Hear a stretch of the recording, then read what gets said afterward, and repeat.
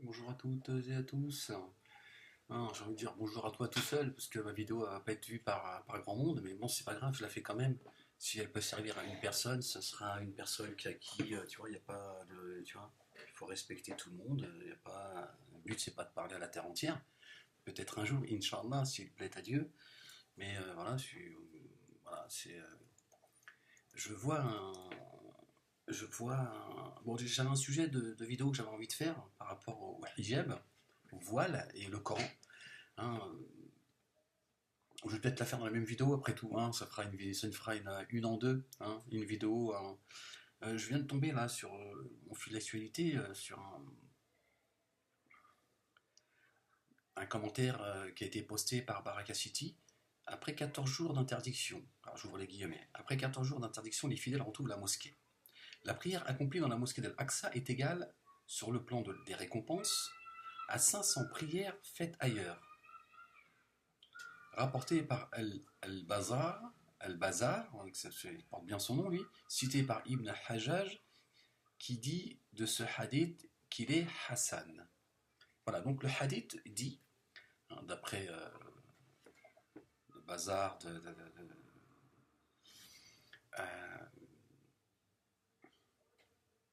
que la prière faite dans la mosquée d'Al-Aqsa, elle vaut 500 plus que celle faite euh, dans une autre mosquée.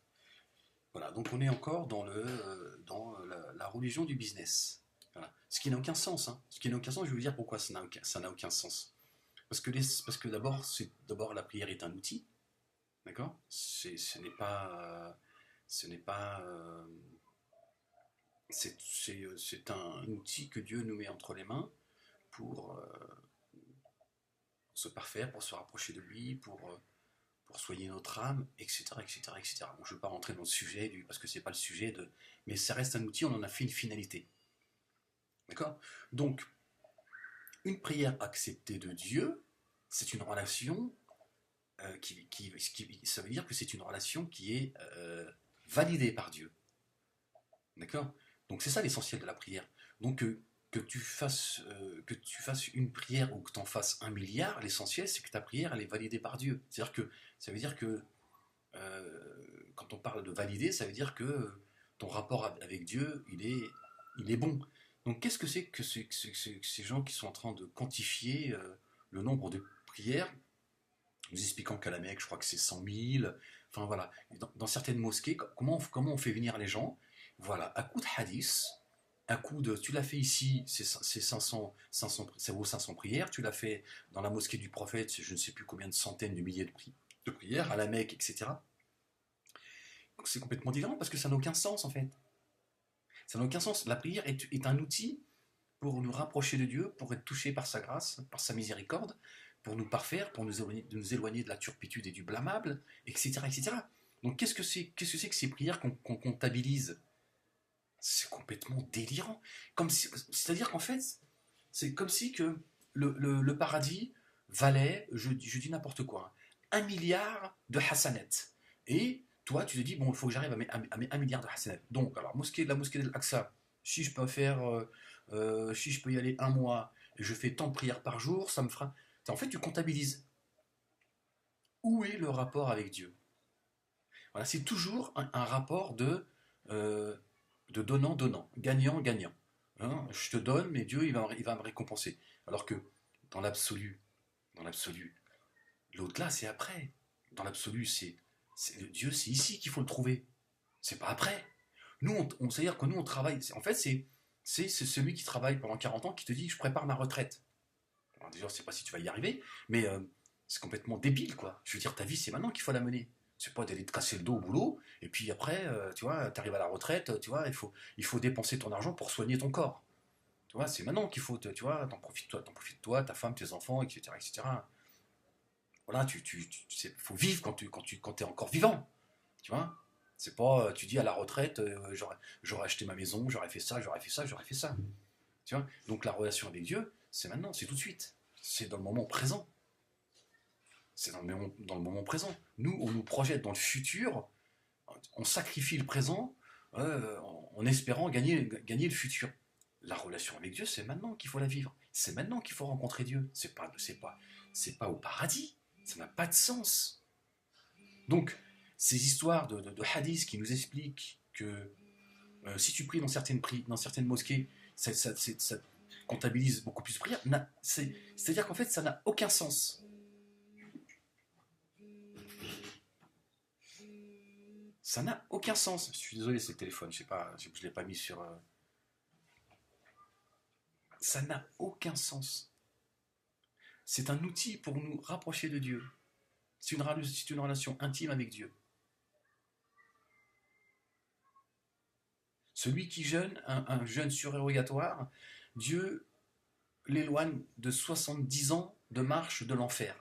Voilà, tout est comptabilité en fait.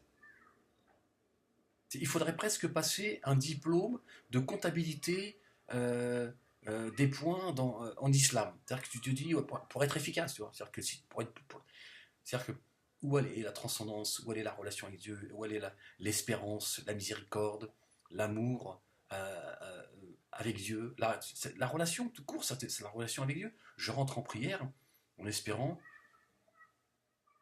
rencontrer Dieu dans ma prière, sentir que Dieu il est là. Il va apaiser mon cœur, il va soigner mon cœur, il va mettre la quiétude dans ma poitrine. Je vais me sentir meilleur qu'avant la prière. Voilà. Et après, je vais retomber dans mes péchés. Mais quand je vais revenir à la prière, je vais retrouver. Voilà, c'est un travail, c'est un cheminement. Voilà. Nous, on nous dit, tu vas prier à la mosquée d'Al-Aqsa. Voilà. Ça, c'est vraiment le wahhabisme et le salafisme pur. Voilà. Donc, voilà, Baraka City se mettent aussi maintenant à intoxiquer, à continuer à intoxiquer avec leur visibilité. Voilà. Les gens qui se disent, ouais, machallah, j'aimerais bien prier à la mosquée de l'Aqsa. Si je fais tant de prières. Bon, les gens, quand ils vont là-bas, ceux qui vont y aller 2 semaines, 3 semaines, un mois, ils vont essayer de passer un maximum. Ils vont faire un maximum de prières pour remplir le coffre de Hassanat. C'est complètement débile. Voilà comment on éloigne les gens de la spiritualité, de la transcendance, de la relation profonde avec Dieu. Au lieu de rentrer en prière et d'essayer de se dire, Ya Allah, voilà, aide-moi à me concentrer, aide-moi à profiter de ma prière, fasse que quand je rentre en prière, voilà, je te rencontre. Je sens, tu vois, qu'à un moment donné, quand tu es dans ta prière, il y a des moments, c'est pas tout le temps parce que c'est difficile, c'est aussi en fonction voilà, de nos journées, comment, voilà, il y a un tas de choses, après, c'est pas à moi d'expliquer tout ça, mais de sentir que, voilà, ça nous arrive à tous, à des moments où on est en prière, et on a senti que la prière, on a senti la valeur de la prière. Bon, pas totalement, évidemment, mais on sent oui, voilà, il nous éloigne de ça, comment? En nous disant, voilà, si tu pries dans la mosquée du prophète, salam, tu pries à la Mecque, tu pries à la mosquée de l'Aqsa, etc., etc. Voilà, c'est jackpot. Complètement délirant. Complètement délirant, comment on arrive à nous mettre des trucs c'est complètement débile, en fait, ça n'a pas de sens. Ça n'a vraiment pas de sens. C'est ça que je voudrais que vous entendiez. C'est que ce que disent, quand ces gens-là disent ça, ça n'a aucun sens. C'est-à-dire qu'ils nous proposent une relation mécanique, une relation de profit avec le banquier qui s'appelle Dieu, Allah, euh, vous l'appelez comme vous voulez. C'est complètement délirant. Complètement délirant.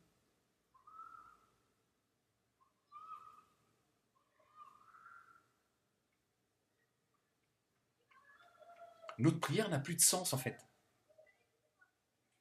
On l'a complètement euh, euh, vidée du sens profond et de ce qu'elle est censée nous apporter. Une relation directe avec Dieu. C'est la Wi-Fi. Quand tu rentres en prière, c'est la Wi-Fi. Tu te connectes au ciel. Nous, on nous dit, tu remplis le coffre de Hassanat. C'est complètement délirant. Donc c'est mécanique, c'est-à-dire qu'il n'y a plus de relation avec Dieu. La relation avec Dieu, elle n'existe plus. Il n'y a plus de relation avec Dieu. Tu fais une aumône, tu ne rencontres pas Dieu quand tu fais une aumône. Tu remplis ton coffre. Tu jeûnes, tu n'es plus dans une quête spirituelle. Tu vas plus chercher la transformation de toi-même. Tu ne te rééduques pas. Tu vas pas essayer de te rapprocher de Dieu par ces efforts, cet effort spirituel qui s'appelle le carême, le jeûne, le ramadan, etc., etc. Non, tu t'éloignes de l'enfer, tu vas rentrer au paradis par une porte qui s'appelle la porte Ar-Rayyan. Donc en fait, c'est que par intérêt. C'est la religion de l'intérêt. Si je devais faire une blague, hein, non, je ne vais pas la faire parce que je vais encore m'attirer les foudres de. Hein, vous avez vu Saber? Saber, c'est un youtubeur. Il a relié une vidéo à moi. Il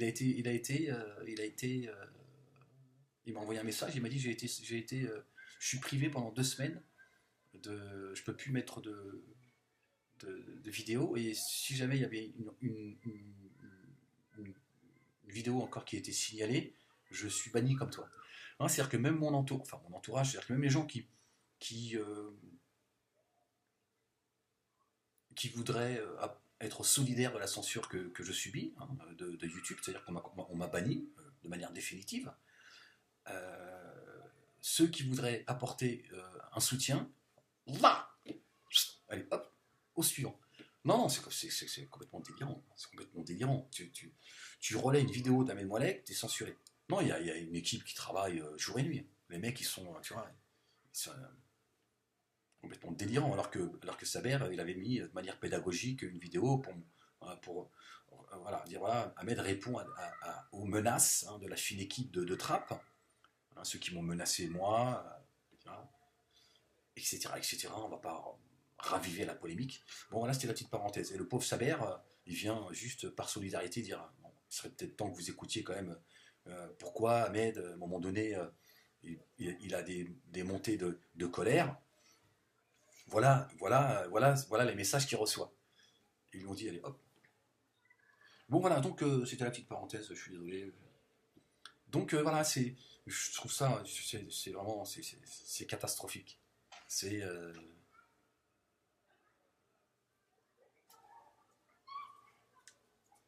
c'est juste délirant, cette religion du hadith vers quoi elle nous éloigne vraiment du sens profond de notre relation avec Dieu. Voilà, on en a fait un Dieu qui descend des lois. Si on les comprend pas, c'est pas grave.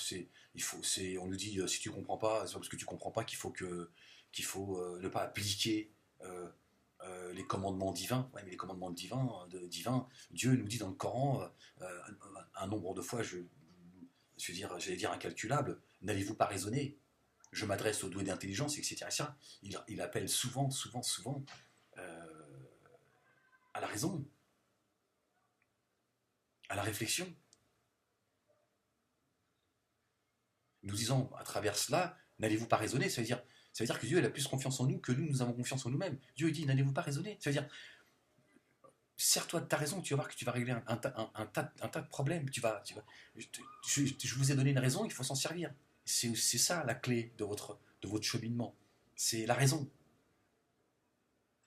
qui va te permettre après, évidemment, de te connecter avec la raison du cœur. Tu vois. Mais nous, cette, cette,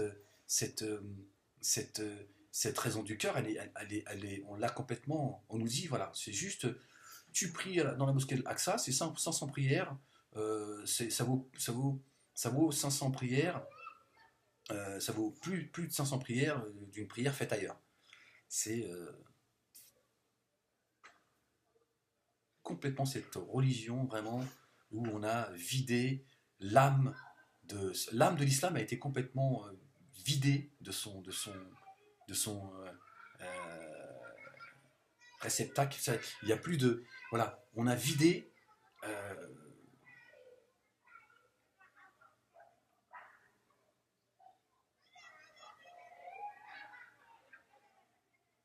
on a vidé l'islam de son. On a tué l'âme de l'islam. Et on n'a que l'enveloppe. L'enveloppe s'appelle le hadith.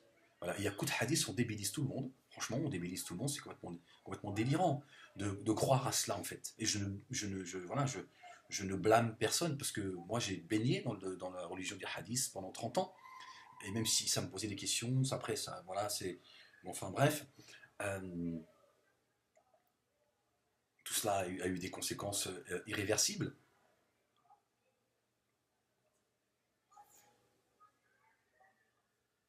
C'est à cause de ces hadiths qu'on balance comme ça à tout bout de champ. Et il suffit simplement, hein, simplement, et c'est ce à quoi moi je vous invite, hein, C'est pas à croire à ce que je suis en train de dire. Tu vois, simplement écoute. Écoute. Voilà.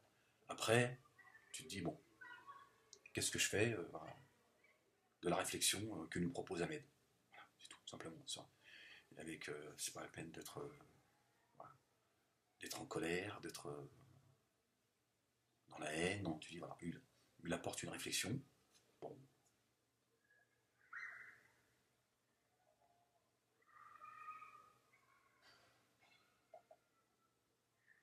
avec le bon sens, tu t'aperçois qu'effectivement, j'en ai perdu le fil, je suis désolé, tu t'aperçois que il y a un véritable problème. Tu dis, c'est pas possible qu'on puisse croire à des choses pareilles. Quel est le sens d'une prière qui vaudrait plus qu'une prière faite dans un autre endroit? Quel est le but? C'est ça la question. Quel est le but? Ça n'a aucun sens. Quel est le but que de prier à la mosquée d'Al-Aqsa, que la prière à la mosquée d'Al-Aqsa vaut plus qu'une prière faite ailleurs? Mais si ta mosquée d'Al-Aqsa n'est pas acceptée, elle vaut pas 500 plus qu'une autre prière ailleurs, puisque de toute façon, ta prière, Dieu n'en veut pas. Voilà.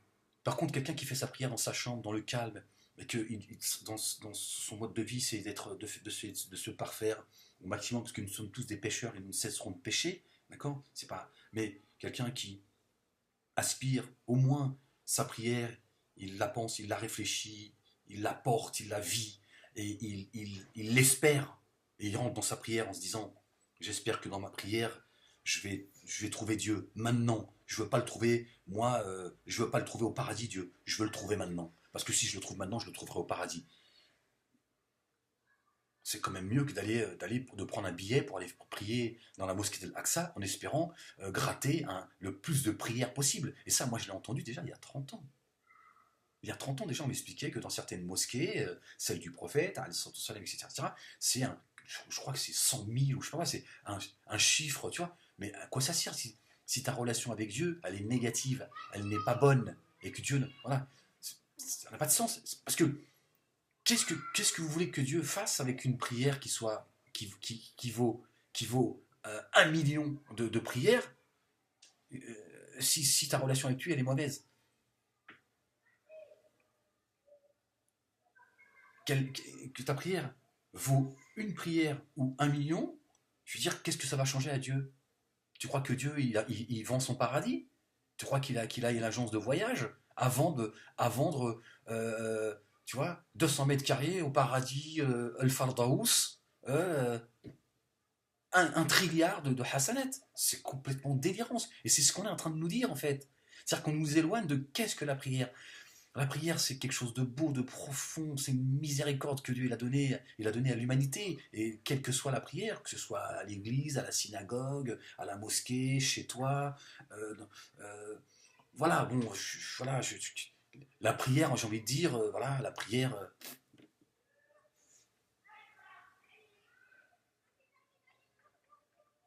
est une relation directe avec Dieu. Et ce qui compte, c'est cette relation que tu développes et que tu as avec Dieu. Ta prière, elle est pas, c'est pas, je vais gratter un maximum de prières. Vous vous rendez compte? C'est quand même,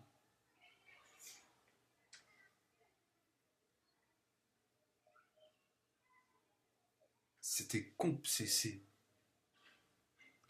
pas, pourquoi je lis les messages qu'on m'envoie quand je suis en train de parler avec vous. Tu vois, ah ouais, mais c'est pas sérieux ça, mais c'est mal poli ça.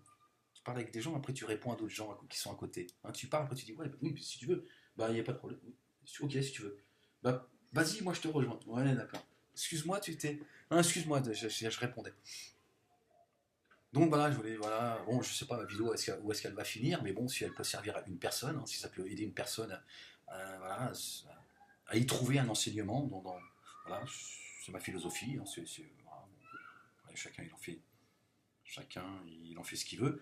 Euh, bon, je crois que je vais finir là-dessus et je vais rouvrir un autre, parce que autrement il faudrait que je fasse une autre vidéo. Bon, ça me gêne pas, mais je voulais aussi, j'ai pensé ce matin comme ça, je réfléchissais avec moi-même, hein, et je réfléchissais, j'écoutais une femme qui parlait du voile, et en l'écoutant, elle m'a inspiré. Euh, et voilà, je réfléchissais comme ça, et puis à un moment donné, ça m'a inspiré cela, et je vais le partager avec vous. Euh, donc, le voile, hein, cette obsession qu'ont beaucoup, majoritairement, qu'a le monde musulman, hein, c'est la religion du voile, ce voile ce bout de tissu qui cache les cheveux de la femme, donc c'est devenu une obsession au sein de la communauté musulmane. Et j'ai fait une comparaison en fait. Je pensais, je réfléchissais, et j'ai fait une comparaison. Et je me suis dit, l'Église musulmane, hein, le musulmanisme, le wahhabisme, etc., le chiisme aussi, hein, puisque ils ont aussi une obsession. Donc le monde musulman, l'Église musulmane, euh, cet islam identitaire, voilà, donne une importance sans égale au voile. Et je me dis, comment est-ce que Dieu s'exprime aux hommes? On voit que dans les deux signes coraniques, il y en a un où il est clairement dit que Dieu dit de mettre un hijab, un voile entre les femmes du prophète et ceux qui viennent. euh, il y a des, à l'époque du prophète, il y a des gens qui venaient voir les femmes du prophète et qui venaient poser des questions en disant voilà, que dit Dieu, que dit le prophète sur ça et ça, ils venaient chercher conseil. Et à un moment donné, il y a un verset qui est descendu, un signe coranique, et qui dit, je l'ai plus en tête, donc Dieu il dit, voilà, maintenant, à partir de maintenant, vous exprimerez auprès des femmes du prophète, excusez-moi, c'est l'ordinateur, vous savez, quand il se met en veille tout seul, vous vous exprimerez à partir de maintenant, quand vous vous exprimez auprès des femmes du prophète, ce sera derrière un rideau, un hijab. Et je me dis, Dieu, est-ce qu'il s'adresse à nous caché ou est-ce que il s'adresse à nous comme moi je m'adresse à vous? Dieu, il s'adresse à nous caché. Et quel est le hijab entre les hommes et Dieu? C'est le Coran. On peut considérer, selon moi, hein, c'est mon interprétation, on peut considérer que le Coran est un hijab. Dieu s'exprime, la Torah, l'Évangile, sont des voiles que Dieu a mis entre les hommes et lui, et c'est derrière ce voile qui s'exprime aux hommes. Et je me dis, il y a des gens, ce hijab qui s'appelle le Coran, pour ne parler que du Coran, et je ne parlerai pas des autres livres révélés, c'est pas à moi de le faire, il y a des gens, ils bafouent l'esprit du Coran. Parce que le Coran, il a un esprit, il le gardera jusqu'au jugement dernier.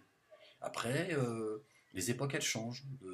Voilà, il y a des choses qui sont pas immuables, qui sont ou qui le sont. J'ai perdu le sens du mot immuable, d'ailleurs. Ouais, je suis fatigué aujourd'hui, j'ai pas arrêté de courir. Enfin bref. Et donc voilà, il y a des choses qui changent.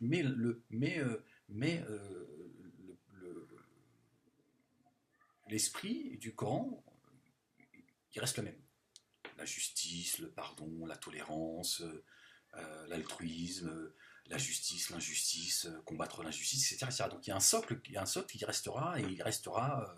D'accord. Après, il y a des époques qui changent et il faut réfléchir comment garder et respecter cet esprit. C'est-à-dire qu'en fait, tout l'effort qu'il faut faire, c'est de réfléchir à chaque époque comment respecter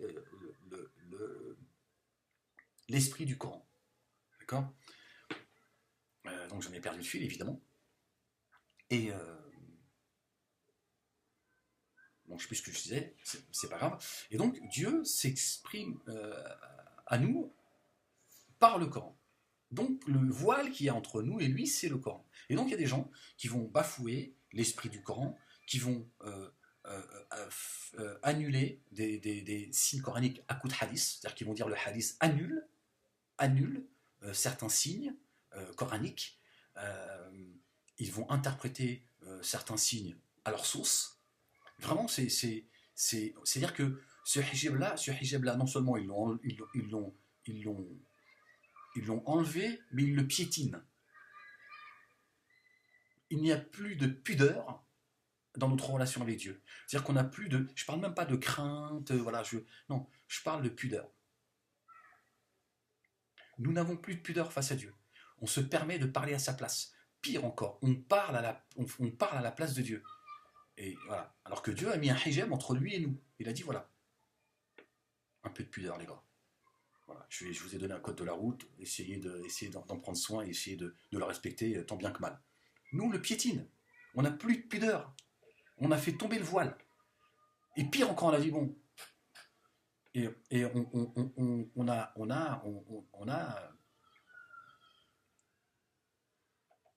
on fait preuve d'impudeur à l'égard de Dieu à coup de hadith. On fait taire Dieu à coup de hadith. Par contre, il y a un hijab auquel il ne faut pas toucher, qu'il ne faut pas critiquer, il ne faut pas donner son avis, hein, sous peine d'être censuré, d'être banni et d'être menacé de mort, etc. etc. C'est ce fameux bout de tissu qui couvre les cheveux de la femme. Et je me dis, c'est complètement délirant, quoi. Complètement délirant qu'on piétine ce hijab que Dieu a mis entre nous et lui, et avec lequel il s'exprime, hein, il s'exprime à travers le Coran. Et ce Coran, voilà, Dieu est caché derrière le Coran. Il nous parle, mais on ne le voit pas. C'est symbolique, hein, calme-toi. Hein. C'est encore toi, tu vois. Comme dirait l'autre, il faut tuer le père pour avancer, tu vois. Faut pas planter ton père. Hein. C'est-à-dire, c'est pas du tout le truc. C'est pas du tout le truc. Hein. À un moment donné, tu vois, tu te dis bon, monsieur le juge, monsieur Moalek, il m'a dit oui, faut tuer le père. Hein, si tu veux avancer, si tu veux, tu vois, t'accomplir pleinement, tu fais comme Abraham, tu tues le père. Ou tu te dis, bah si Abraham, que la paix de Dieu soit sur lui, il a tué son père. Moi, je suis la sunna. Hein. La sunna d'Abraham, l'autre tu vois, tu te calmes, hein, ça n'a absolument rien à voir. Là, c'est tu vois, je fais comme Dieu le fait, comme Dieu fait dans les livres révélés. Il parle souvent par parabole. Donc, non, c'est une petite précision. Moi, je ne voulais pas être responsable tu vois. Donc, Dieu est caché derrière le Coran. On peut donc considérer que c'est un hijab, c'est un voile, c'est un rideau symbolique. Hein. Dieu dit parfois nous avons voilé les cœurs, nous avons scellé les cœurs. Il n'y a pas un cadenas. Quand il dit nous avons scellé les cœurs, tu vois, c'est vraiment, tu vois, tu vois, tu peux te jeter au canal. Tu vois, nous avons voilé les cœurs. Quand il dit nous avons voilé les cœurs, nous avons mis un voile. Tu vois, il n'y a plus de miséricorde qui rentre dans son cœur. C'est fini. Tu vois. Donc, comment se fait-il qu'on piétine et qu'on donne aucune importance à ce hijab qui est le Coran, et nous n'avons plus aucune pudeur à l'égard de Dieu, nous allons jusqu'à parler à sa place. On parle à la place de Dieu, carrément. C'est-à-dire que c'est un coup de hadith, c'est-à-dire qu'on met la parole du prophète, bien souvent c'est parce que lui il a dit, mais même si c'était le prophète qui l'a dit, on fait taire le Coran à travers la parole du prophète. Et là, il n'y a plus du tout aucune pudeur. On piétine le hijab que Dieu a mis entre nous et lui. Par contre, le hijab sur la tête de nos femmes, attention, tu touches pas. Puis si jamais tu mets la main sur le hijab, évidemment, c'est là encore, c'est une façon de parler. Là, c'est la potence.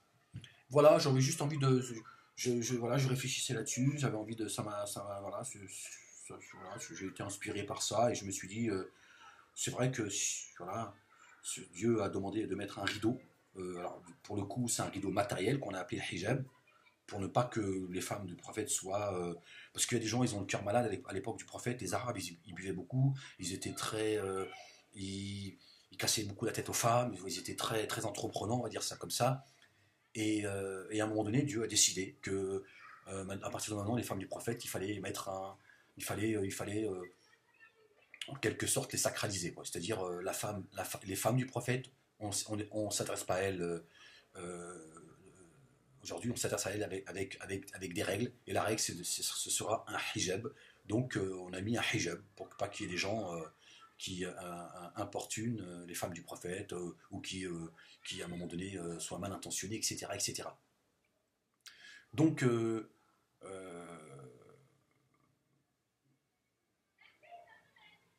donc voilà. Donc, si Dieu a demandé à ce que ceux qui étaient présents au temps du prophète, alayhi salam, s'adressent aux femmes derrière un rideau pour respecter une certaine distance et une certaine pudeur, que dire de ce hijab qui s'appelle le Coran, par lequel Dieu s'exprime sans qu'on puisse le voir, hein, et que l'on piétine? C'est quoi cette obsession de ce voile, de vouloir voiler les cheveux des femmes? Et une fois encore, je le dis et je le répète, pour moi c'est quelque chose de culturel. C'est quelque chose que moi je respecte. Je veux dire, ma mère, mes sœurs sont voilées. J'ai grandi avec ça, donc je n'ai aucune. C'est-à-dire que je n'ai pas de fantasme. Je ne suis pas en train de fantasmer sur le voile, mais je sais aujourd'hui, j'en ai pris conscience et j'assume, euh, j'assume tout cela. Et voilà, il y a un symbole derrière tout ça. Il y a un symbole d'aliénation. Les femmes sont aliénées, elles veulent pas l'entendre. Elles ont le droit, mais moi, voilà, je suis pas pour je suis pour la liberté d'expression, qu'elle soit verbale ou, j'ai envie de dire, vestimentaire totale. Voilà, après, je m'oppose évidemment à la nudité, etc. etc. On n'est pas. Même le monde animal, la mère nature, hein, pour pas dire Dieu, parce que tout le monde n'a pas envie d'entendre dire Dieu, mais on voit que l'animal aussi, il porte un vêtement naturel. Euh, donc oui, moi je suis pas je suis pas pour des lois. Je pense qu'il y a des lois qui sont bonnes, hein, parce que voilà, ce qui concerne voilà la liberté individuelle, etc., etc. C'est pas même si parfois j'ai pu le dire ou parce que en colère, etc., etc. Parce que voilà, certains aujourd'hui, je pense qu'ils l'ont compris. Il y a beaucoup de pression. On m'envoie beaucoup de pression avec tous ces gens qui me censurent et qui continuent à essayer voilà, de me faire perdre raison, etc., etc., ou de faire en sorte que dans mes vidéos, essayer de polluer mes vidéos. C'est-à-dire que de parler en fonction de toute la pollution que je reçois. Ils sont très toxiques, c'est comme ça. J'en ai perdu le fil. Moi, je ne suis pas pour que voilà, on empêche ces femmes de porter le voile. Voilà. Mais je dis tout simplement que ces femmes m'apportent à moi aujourd'hui la preuve que Dieu demande à la femme de couvrir ses cheveux. Voilà, c'est quand elles veulent, je suis prêt à les entendre, hein, puisque moi je suis pour qu'on puisse parler de tout, absolument tout, hein, de tout, vraiment de tout. Mais par contre, il faut le faire sans la haine, sans le mépris et sans que l'intégrité physique, morale soit atteinte parce qu'il y a des gens qui ne sont pas d'accord avec ce que vous dites. Et donc c'est très facile à démonter cette histoire du voile. Voilà, donc je voulais faire cette comparaison parce que j'ai trouvé qu'elle était très parlante, elle m'a inspiré, enfin, j'y pensais et je me suis dit, voilà, c'est vrai qu'on peut, évidemment, hein, je veux dire, c'est une image, hein, on peut considérer que le Coran est un voile, hein, puisque Dieu s'exprime derrière un rideau que l'on ne voit pas, d'accord, parce que Dieu il est capable de toutes choses, il fait ce qu'il veut, et Dieu il dit je suis plus près de vous, ça c'est important aussi, hein, je viens d'y penser, Dieu dit je suis plus près de vous que votre veine jugulaire, donc il dit je suis là mais tu ne me vois pas, ça c'est parce que ça c'est, voilà, Dieu fait ce qu'il veut, mais en même temps il s'adresse à toi, et il s'adresse à toi par le Coran, comme ces gens s'adressaient aux femmes du prophète qu'ils ne voyaient pas. Et donc je me dis, voilà, le Coran, on peut considérer que le Coran est un hijab, et on peut considérer que ce hijab, nous, nous respectons plus cette relation de pudeur, parce qu'un hijab, c'est aussi une façon de marquer la pudeur que certains doivent avoir les uns envers les autres.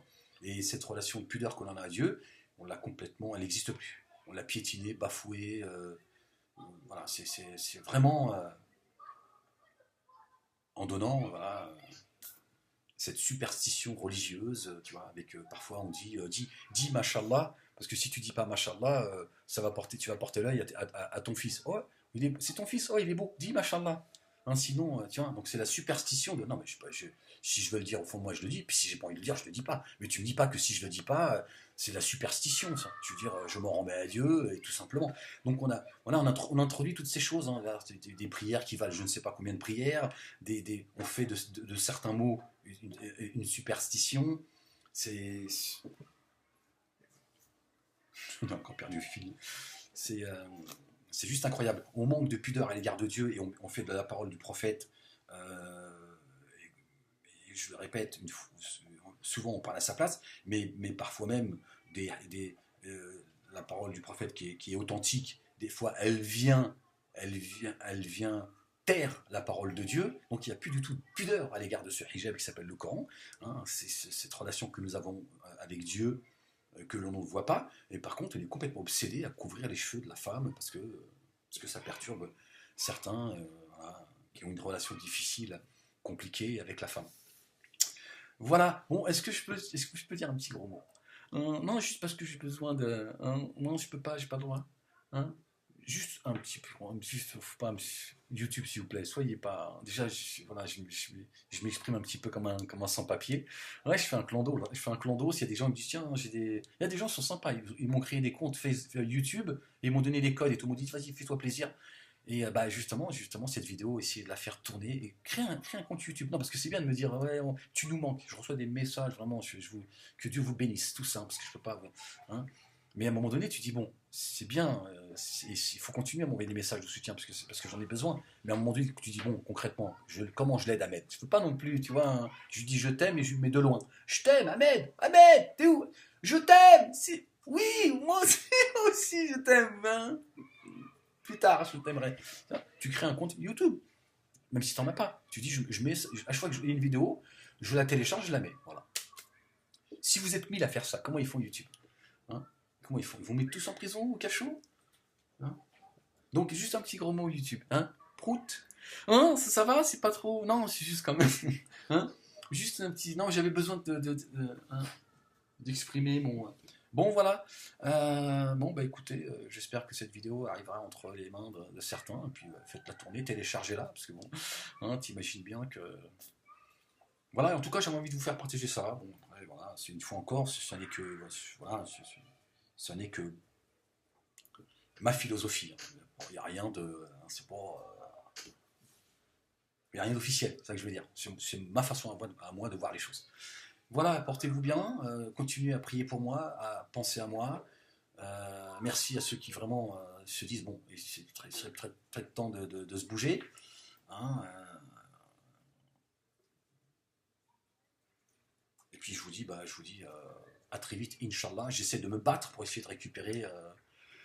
J'ai un ami, et il m'a dit j'ai contacté un avocat. Je vais essayer de voir si on peut pas. Il y a des gens qui bougent, mais dans l'ombre. Les mecs ils disent nous, toi. Hein, t'es sans prière, pas chant, nous c'est dans l'ombre. On n'a pas besoin de cette histoire de paradis et tout. C'est moi, j'estime que se bouger pour toi, c'est pas à toi de le faire, Ahmed. Hein, toi, tu continues à faire ton travail d'intellectuel, hein, de philosophe. C'est pas à toi d'aller, tu vois, dans la boue, tu vois. C'est bon, on te traîne assis dans la boue comme ça. Non, je dis, il y a des gens, franchement, spirituellement, tu vois, ils sont pas musulmans. C'est pas grave. J'allais dire, c'est dommage. C'est pas grave, non, c'est juste pour vous dire, tu vois, qu'à un moment donné, tu vois, tu comprends pourquoi des fois j'ai envie de dire aux musulmans, j'ai envie de les insulter, et prout. Musulman, prout. Non, je pense que ça devrait passer entre les mailles de YouTube. Bon, non, mais ça fait plaisir. Moi, je crois en l'humanité. Franchement, des gens, ils font des choses et ils veulent pas, tu vois, ils se disent, ouais, moi, j'ai pas besoin que tu parles de moi, et surtout pas d'ailleurs. Je fais ce que j'ai à faire. Bon, ceux qui me permettent d'aller manger un grec, tout ça, hein, ouais, maintenant vous pouvez plus faire de dons, hein, bah, ils veulent plus, parce que bah, ils ont tout coupé les mecs. Hein, je vous remercie aussi. Non, faut pas avoir honte. Mais je sais pas, c'est pas grave. Tu m'envoies un billet, tu dis tiens, fais-en, va acheter des glaces. Hein, va acheter des glaces, fais ce que tu veux, j'en ai rien à foutre. Moi, j'ai envie de te faire un don, Ahmed. C'est comme si tu as envie de te construire un don. Hein, tu t'en fais ce que tu veux. Hein, comme d'ailleurs, tu nous as dit, bah, moi, si tu fais un don, tu m'emmerdes pas avec ça. Hein. Tu me dis pas, j'ai fait un don, non, parce que j'ai déjà eu ça. Oui, qu'est-ce que t'as fait de mon argent? L'autre, il envoie 5 euros, il veut que j'envoie un livre que je vendais 20 euros. Hein, il me dit, oui, qu'est-ce que t'as fait de mon argent? Parce que quand même, le minimum, c'est que tu me dises ce que t'en fais. Hein, ben, prout. Non, maintenant, ça sera mon gros mot, tu vois. Comme ça me, tu vois, pour pas dire autre chose. Prout. Voilà, prout. Voilà, c'est ce que je te dis. Ouais, non, parce que je sais qu'il y en a, ils sont pas contents quand je leur dis, il y en a il y en a qui font des dons. Tiens, ben, tu vais mettre, faire un don. Ouais. Ouais, ils aiment pas, les mecs, ils disent, ouais, c'est un escroc, c'est le nouveau gourou. Ouais. Bah non, bah c'est des gens, ils disent, je fais ce que je veux de mon argent, voilà. J'ai envie de donner de mon argent à Moualek. De quoi je me mêle? Qu'est-ce que c'est que ce manque de pudeur? Où est ton hijab? où est ton voile entre toi et moi? C'est entre moi et moi, mec. Toi, tu viens, oui, oui, euh, non, pourquoi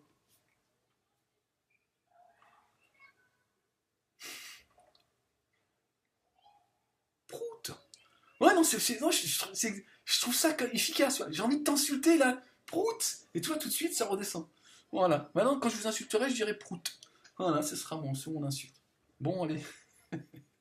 Que Dieu vous bénisse. Et puis, je vous dis, Inch'Allah, à très vite. Priez pour que tout ça finisse par se régler. Parce que de m'avoir banni de manière définitive de YouTube, on bannit même ceux qui me soutiennent. Ils relaient, ils disent, il faut le relayer, tu vois, c'est pas normal. C'est pas normal qu'on censure de manière définitive quelqu'un comme Ahmed, qui ça fait des années, il a des millions de vues depuis, si on accumule tous ces sites, ces comptes qu'on sauté et tout, c'est des millions de vues. Et le mec, tu vois, il a travaillé, voilà, après, bon, certes, même si j'ai pas fait que des choses bien, mais voilà, ce mec a travaillé, il a jamais demandé 1 euro, il a jamais monnayé ses vidéos, machin. Le mec, il dit paix, on le censure.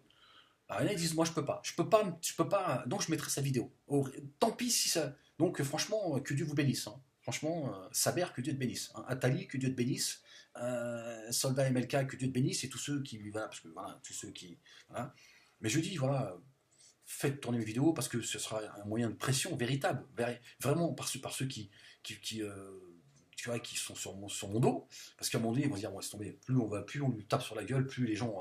Voilà, c'est ça aussi. Et c'est ça aussi être dans la sincérité, se dire, bon, ok, moi, sincèrement, ça me fait mal au cœur, je trouve ça pas normal, mais à un moment donné, il faut que je fasse quelque chose de minimum. Je crée un compte YouTube, ça me coûte quoi? Même s'il y en a 5 qui viennent, c'est pas grave. Mais si tu as 5000 comptes YouTube, et 5000 comptes qui relaient les vidéos d'Ahmed, c'est-à-dire que vous allez faire taire tout le monde. Les mecs vont dire c'est bon, on arrête là. C'est bon. Vaut mieux qu'il y ait un compte, celui d'Ahmed, que 5000.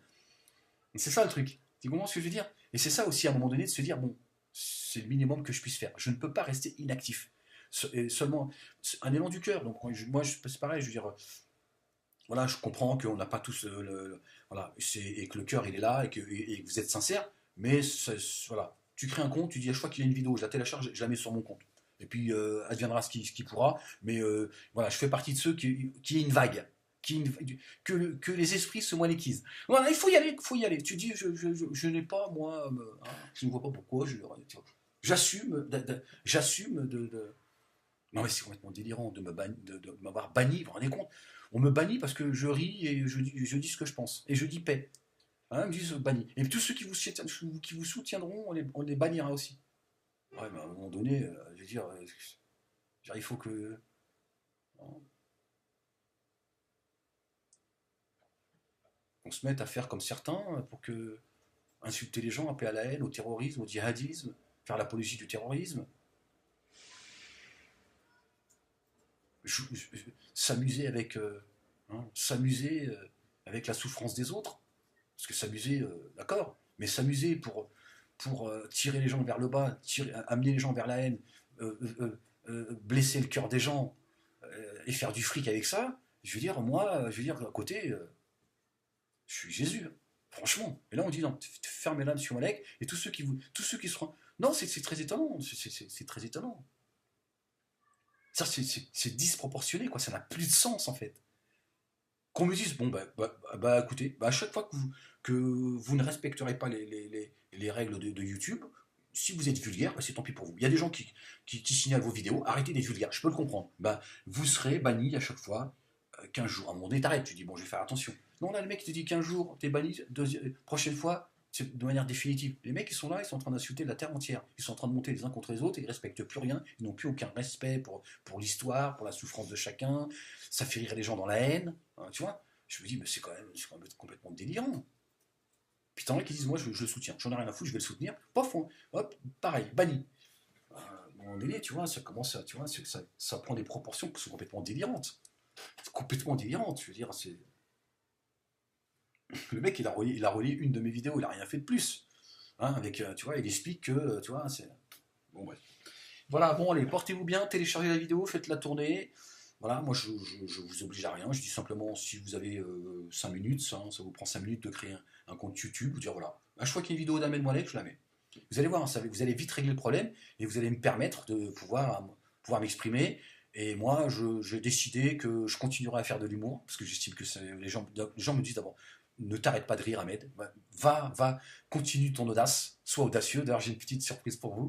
Hein, sois audacieux, amuse-toi avec tout, parce que c'est pour ça qu'on t'aime aussi, parce que chez toi, il n'y a pas d'autocensure, mais tu es quelqu'un qui est en réalité très respectueux. Bon, tu as tes coups de colère, mais on sait bien ce que tu subis, et à un moment donné, voilà, en réalité, tu es bien plus patient et bien plus, tu vois, tolérant, et avec tout ce que tu subis, on peut pas dire que tu vois, tu déverses ton venin comme le font certains, tu vois. Bon, bref. Donc, voilà, si vous voulez, je pense que si vous voulez être efficace, voilà, c'est de créer un compte YouTube. Voilà. Un compte YouTube, à votre nom, surtout, pas à mon nom, surtout pas à Ahmed Moalek, à votre nom, d'abord parce que vous allez brouiller les pistes, c'est ce que certains vont faire, d'ailleurs je leur ai donné l'idée, tu vois, mais en votre nom, et tu dis, voilà, moi j'ai un compte YouTube, je fais ce que je veux, et je relais les vidéos de Monsieur Moalek. Voilà. Voilà. Et moi, dorénavant, je ferai attention de ne plus, voilà, j'insulterai les gens quand j'en aurai envie, parce qu'à un moment donné, t'as envie, tu vois, et je leur dirai prout. Voilà, ça c'est prout. Voilà. Oui, prout. Je suis très énervé après vous, monsieur. Je trouve scandaleux ce que vous dites de moi. Voilà. Vous autres, les musulmanistes, la distance, etc. Voilà. Prout. Voilà. Je serai vulgaire à votre égard. Voilà. Prout à vous. Ouais, c'est génial. Je trouve que c'est beau comme insulte en plus. Non, Bon, allez.